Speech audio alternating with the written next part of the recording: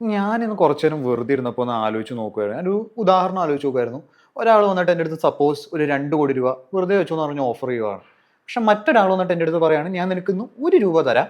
പക്ഷെ അതെല്ലാം ദിവസവും ഡബിൾ ആകും. നമ്മൾ എന്ത് സെലക്ട് ചെയ്യും? ഒബ്വിയസ്ലി ഞാൻ ആ 2,00,00,000 സെലക്ട് ചെയ്യുള്ളൂ. അത് ഇൻവെസ്റ്റ് ചെയ്ത കാശിന് കിട്ടുന്ന റിട്ടേൺസ് കൊണ്ട് ഞാൻ സുഖമായിട്ട് ജീവിച്ചു പോകുമെന്ന് എനിക്കറിയാം. പക്ഷെ ഞാൻ ഒന്നും കൂടി ഒന്ന് ഇരുന്ന് ആലോചിച്ചപ്പോൾ എനിക്ക് മനസ്സിലായി, ഈ ₹1 കിട്ടുന്നതാണ് കുറച്ചും കൂടി ബെറ്റർ ഡീൽ എന്ന്. എങ്ങനെയാണെന്ന് വെച്ചാൽ ഇന്ന് 1 കിട്ടി, നാളെ 2 ആവും, പിന്നെ 4 ആവും, 8 ആവും. അങ്ങനെ 10ാമത്തെ ദിവസം ആകുമ്പോഴേക്കും 500 ആവും.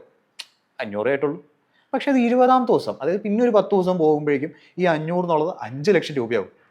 ഇത് 30ാമത്തെ ദിവസം, അതായത് ഒരു മാസം കണ്ടിന്യൂ ചെയ്യുകയാണെന്നുണ്ടെങ്കിൽ തന്നെ ഈ ₹1 എന്നുള്ളത് ഏകദേശം 5.3 കോടി രൂപയുടെ മേലെ അതിന്റെ വാല്യൂ ഉണ്ടാവും.